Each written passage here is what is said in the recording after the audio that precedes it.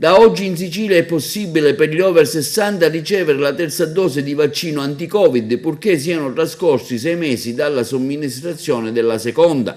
La prenotazione potrà essere effettuata cliccando sull'immagine dedicata attraverso la piattaforma della regione www.siciliacoronavirus.it o direttamente su quella della struttura commissariale nazionale gestita dalle Poste Italiane, raggiungibile al seguente sito prenotazioni.vaccinocovid.gov.it. Inoltre è possibile prenotarsi anche chiamando il numero verde 800 00 9966, attivo dal lunedì al venerdì dalle 9 alle 18. È sufficiente indicare il proprio codice fiscale, il numero della tessera sanitaria e quello del telefono cellulare, indispensabile per la conferma dell'appuntamento.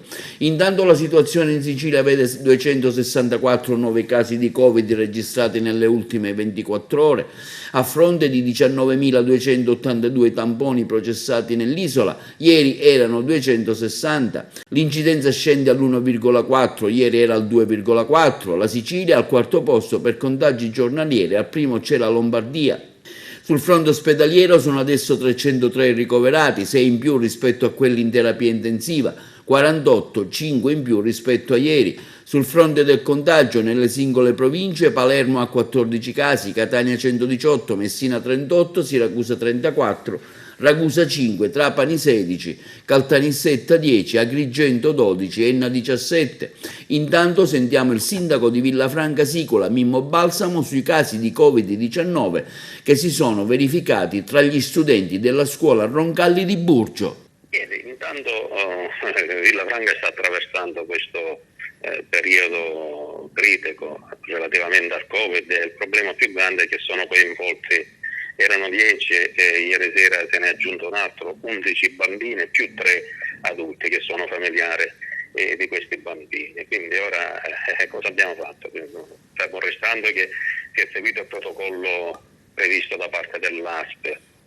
Abbiamo fatto la sanificazione degli edifici scolastici e giovedì e domani pomeriggio faremo lo screening su tutta la popolazione scolastica per vedere un po' se ci sono novità e appunto come dobbiamo regolarci. Questa è una situazione che si è innescata, probabilmente è partita da una bambina che frequenta la scuola dell'infanzia, una prima bambina che è risultata positiva e da lì a cascata poi è venuto fuori diversi bambini della scuola dell'infanzia, poi avendo dei fratellino e sorellino alla scuola primaria e scuola media, un po' il contagio si è propagato tra gli altri bambini. Questa è la situazione purtroppo. Quindi diciamo sono state attivate tutte le misure protocollari del caso, no? Con l'ASP, con altre strutture? Sì, certo. Noi abbiamo fatto quello che è previsto nelle nostre competenze. L'ASP sta facendo un po' quello che è nella propria competenza e domani pomeriggio l'ASP farà i tamponi a tutti i bambini, a tutta la popolazione scolastica per vedere dopo questo periodo di quarantena, perché da 2 settimane che le scuole sono chiuse, da 10 giorni comunque che le scuole sono chiuse e domani scade il periodo di quarantena e quindi verranno fatti tamponi a tutti gli alunni della scuola elementare e media. Per gli adulti invece? E per gli adulti certo si segue sempre il protocollo, però sono dei familiari, sono 3 adulti che sono familiari di bambini appunto interessati al Covid e quindi si segue la stessa prassi che c'è.